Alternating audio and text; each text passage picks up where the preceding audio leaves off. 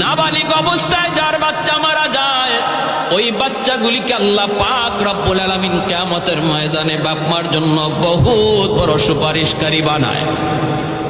বাচ্চাগুলি আল্লাহর কাছে ডাক দেয়া কয়, মালিক, ও মালিক, তুমি আমারে দুনিয়াতে পাঠাইছো, পাঠানোর সময় আমার মা কত কষ্ট করছেন, জান বের হয়ে যায় অবস্থা।